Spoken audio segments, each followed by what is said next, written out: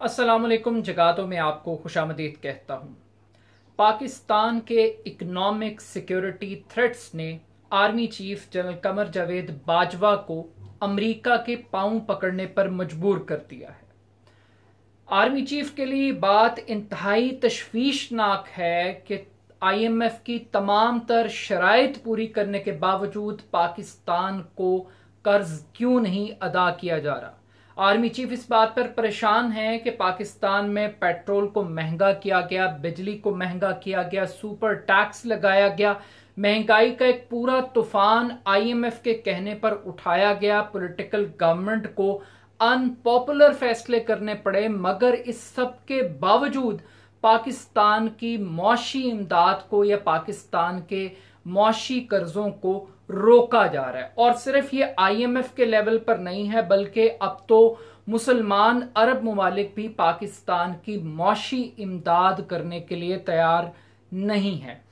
एक तरफ तो आर्मी चीफ परेशान है इस सूरत हाल से, दूसरी तरफ नाक़दीन ये समझते हैं कि बुनियादी तौर पर रजीम चेंज की जो मौशी कीमत पाकिस्तान को अदा करनी थी, अब उसका सिलसिला हो चुका है। इसी सिलसिले की एक कड़ी यह है कि डॉलर 250 रुपए को टच कर रहा है।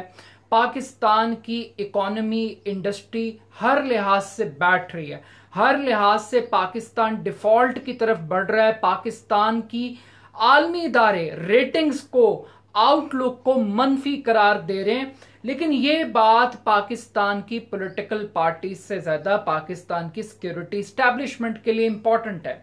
बट एक साजिशी बात यह की जा रही है कि आर्मी चीफ ने गुज़श्ता रोज नायब अमरीकी वजीर खारजा से बात की और इस बात में उन्होंने दबाव डालने की कोशिश की कि किसी तरीके से अमरीका IMF को कन्विंस करे कि वो फौरी तौर पर पाकिस्तान को 1 अरब 20 करोड़ डॉलर की जो इमदाद है वो फौरी तौर पर जारी करे।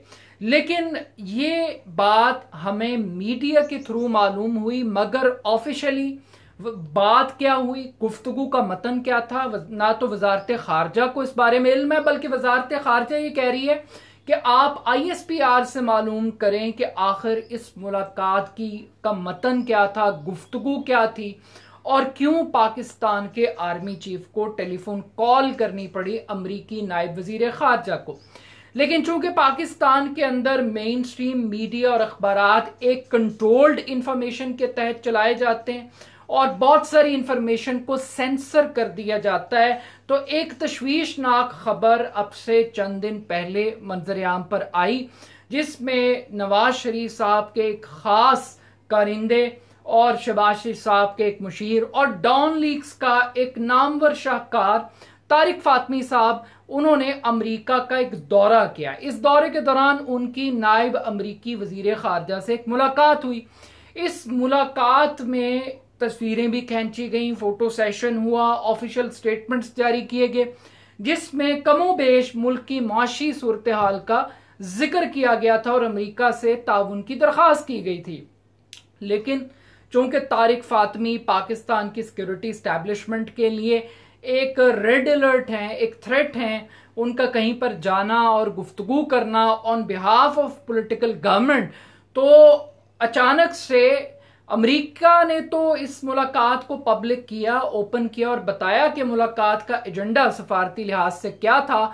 लेकिन दूसरे एंड पर पाकिस्तान के जो दफ्तर खारजा है उसने इस दौरे को निजी दौरा करार दिया और मुकम्मल तौर पर ला ताल्लुकी का इजहार किया कि इस दौरे की नेचर क्या थी और मामलात क्या थे। फिर इसके बाद कुछ ये चेंज किया गया नैरेटिव को और ये बात कहने की कोशिश की गई कि महज पाकिस्तान का जो फॉरेन ऑफिस था उसने अमेरिका में तारिक फातमी साहब को फैसिलिटेट किया।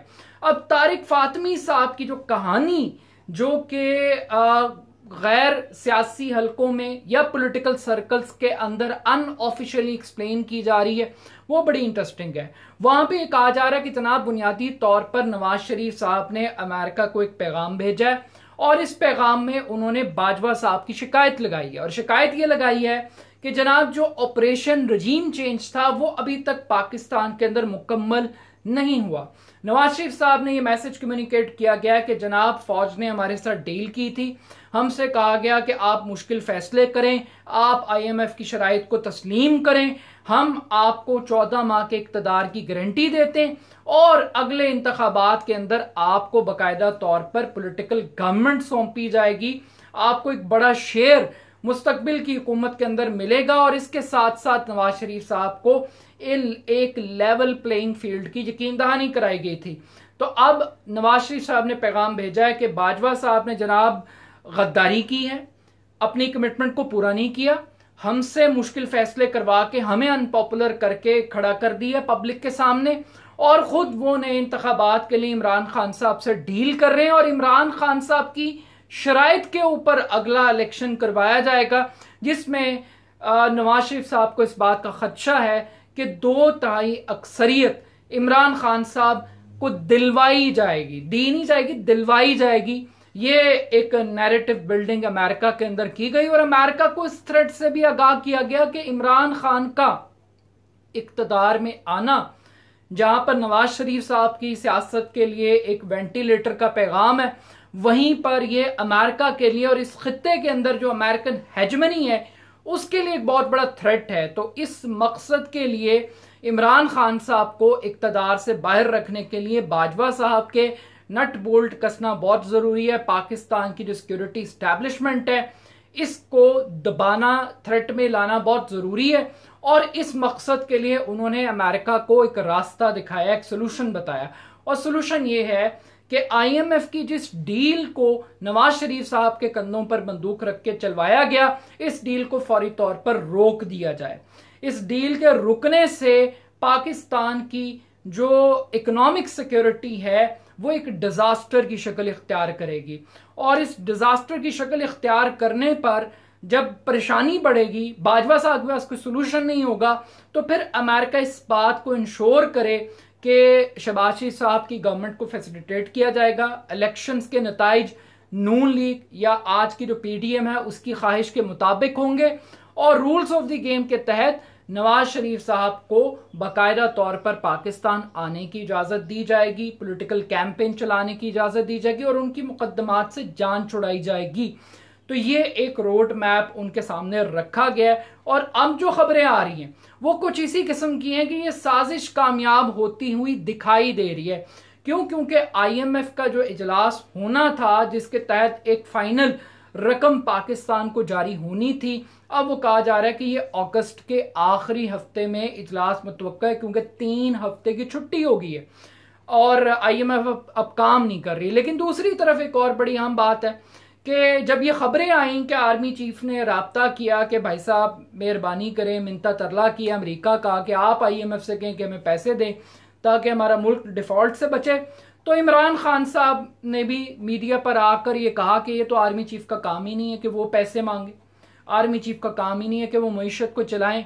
ऑल्दो कि माजी के अंदर आर्मी चीफ ही इमरान खान साहब के लिए पैसे मांगते रहे अरब कंट्रीज से और दीगर इदारों से, और ये बात भी एक रियलिटी है कि पाकिस्तान के अंदर अगर किसी इदारे को संजीदा लिया जाता है तो वो सिर्फ पाकिस्तान की सिक्योरिटी एस्टैब्लिशमेंट है। अगर किसी की गारंटी को एक्सेप्ट कोई करता है तो वो पाकिस्तान का आर्मी चीफ है। पाकिस्तान का वोट से मुंतखब होने वाला प्राइम मिनिस्टर दुनिया के लिए वैल्यू नहीं रखता। दुनिया के लिए वैल्यू सिर्फ यूनिफॉर्म में बैठा शख्स रखता है, चाहे उसके जाने में 2 से 3 महीने ही बाकी हों। तो अब वो ये कह रहे हैं कि जनाब अगर आप अमेरिका से मदद मांगेंगे तो फिर अमेरिका भी कुछ मुतालबा करेगा। अब जिस खातून को टेलीफोन किया गया है इसके बारे में एक परसेप्शन है कि अमेरिका के अंदर, अमेरिकन गवर्नमेंट में अगर कोई शख्स CPAC के अगेंस्ट है, एक सिंबल के तौर पे समझा जाता है, तो ये ही नायब अमेरिकी वजीर खारजा हैं और ये इनको एक दुश्मन समझा जाता है CPAC का। अब ऐसी शख्सियात से आप मदद मांग रहे हैं तो उसके असरात क्या मुरत्तब होंगे। एक तरफ तो ये पॉलिटिकल क्राइसिस है, इकोनॉमिक क्राइसिस है, लेकिन दूसरी तरफ हो क्या रहा है, संजीदगी का आलम क्या है। यहां पे डिबेट हो रही है जनाब फॉरेन फंडिंग केस या ममनुआ फंडिंग केस के हवाले से। इमरान खान साहब का ट्रायल हो रहा है, इमरान खान साहब नून लीग और पीपल्स पार्टी का कर रहे हैं। आप सोचिए कि जिस मुल्क में का सर्वाइवल IMF की फंडिंग के ऊपर है, गैर मुल्की इमदाद के ऊपर है। उस मुल्क में इस किस्म के हमने कानून बनाए हुए हैं कि सियासी जमातें गैर मुल्की फंडिंग नहीं ले सकती और उसको हम ममनुआ समझते हैं। यानी कि मुल्क फंडिंग ले सकता है और उस फंडिंग के नतीजे में उस मुल्क की खारजा पॉलिसी को भी तब्दील कर सकते हैं, मौशी पॉलिसीज को चेंज कर सकते हैं, सब कुछ कर सकते हैं। लेकिन हम पॉलिटिकल पार्टीज के ऊपर इस किस्म की पाबंदियां लगा के अपना मजाक उड़वा रहे हैं। खैर, इस फॉरेन फंडिंग से क्या निकल सकता है? मैक्सिमम फंड जब्त हो सकते हैं, लेकिन ख्वाब ये देखे जा रहे हैं कि 62(1)(f लगा के इमरान खान साहब को पॉलिटिकल ग्राउंड से बाहर कर दिया जाए। तो ये ख्वाहिश है, ख्वाहिश पर कोई पाबंदी तो नहीं लगाई जा सकती। लेकिन इससे बढ़ के इस पूरे पॉलिटिकल क्राइसिस के अंदर जो बिजनेस कम्युनिटी है वो क्या कर रही है? ये आज के अखबारात के अंदर ये इश्तिहार पब्लिश हुआ है। ये all Pakistan textiles mills association की जानिब से इश्तिहार दिया गया, जिसमें हुकूमत से मिन्नतें तरले की जा रही हैं, पॉलिटिकल पार्टी से तरले किए जा रहे हैं कि ये जो पॉलिटिकल इंस्टेबिलिटी है, कोई ऐसा मैकेनिज्म बनाएं, कोई कंसेंसस डेवलप करें, इस इकोनॉमिक क्राइसिस से हमारी जान छुड़ाएं। तो ये आधे सफ़े के इश्तिहारात आ रहे हैं पाकिस्तान की बिजनेस कम्युनिटी से। और एक लास्ट शाहकार मैं आपको बताना चाहता हूँ, बड़ा क्रेडिट लेते थे इमरान खान साहब इस बात का कि मोटरसाइकिलें ज़्यादा बिक रही हैं, गाड़ियाँ बिक रही हैं, तो पाकिस्तान की इकॉनमी स्टेबल हो रही है। लेकिन आज ये हालत ये है, ये टोयोटा कंपनी है, ये इश्तिहार दे रही है कि भाई साहब अपने पैसे 100% हमसे वापस ले जाएं आके और विद मार्कअप, और हम आपको गाड़ियां प्रोवाइड नहीं कर सकते, एलसीज बंद हैं, डॉलर्स नहीं आ रहे और डॉलर की वजह से हम इक्विपमेंट नहीं खरीद पा रहे और मतलूबा तादाद के अंदर ऑर्डर्स को पूरा नहीं कर पा रहे, और इस कीमत पर जिस पर आपने हमें पैसे जमा करवाए हैं, इस पर अब गाड़ियां आपको प्रोवाइड करना ये पॉसिबल नहीं है। तो ये इस मुल्क की इकॉनमी का जनाजा है। दूसरी तरफ ये पावर पॉलिटिक्स है। लेकिन ना तो तारिक फातमी साहब की गुफ्तगू के बारे में कौम को कुछ बताया गया, एतमाद में लिया गया, और ना ही आर्मी चीफ की गुफ्तगू के हवाले से कोई वाज़े हिदायत सामने आई है। बट एक बात तय है कि रजीम चेंज की जो कीमत है वो इस कौम को अदा करनी पड़ रही है। लेकिन एक आखिरी बात यह भी है, कुछ लोग कह रहे हैं कि तारिक फातमी साहब का एक और एजेंडा भी था, और वो ये था कि वो सितंबर में या नवंबर में अक़वाम मुत्तहिदा का एक इजलास होता है, उस इजलास में वो चाहते हैं कि किसी तरीके से शहबाज शरीफ साहब की जो बाइडन के साथ एक मुलाकात हो जाए, और इस मुलाकात के होने से शायद पाकिस्तान का सियासी मंजरनामा तब्दील हो जाए। तो अब देखते हैं जनाब, इस आलमी साजिश के पंडोरे से मजीद और कौन कौन से सांप बरामद होते हैं पाकिस्तान के लिए, और कौन कौन सी मुश्किलात पाकिस्तान के लिए पैदा होती हैं। बट एक बात तय है कि इस मौशी क्राइसिस का अगर कोई सबसे बड़ा जिम्मेदार है तो वो खुद पाकिस्तान की सिक्योरिटी इस्टेब्लिशमेंट है, जिसने न्यूट्रल या ए पॉलिटिकल होने के नाम पर पाकिस्तान की इकॉनमी को डीरेल किया है, नाकाबिल तलाफी नुकसान पहुंचाया। अपना फीडबैक मुझे ज़रूर दीजिएगा। मेरे यूट्यूब चैनल को जगा दो को ज़रूर सब्सक्राइब कीजिएगा। बहुत शुक्रिया। अल्लाह हाफिज़।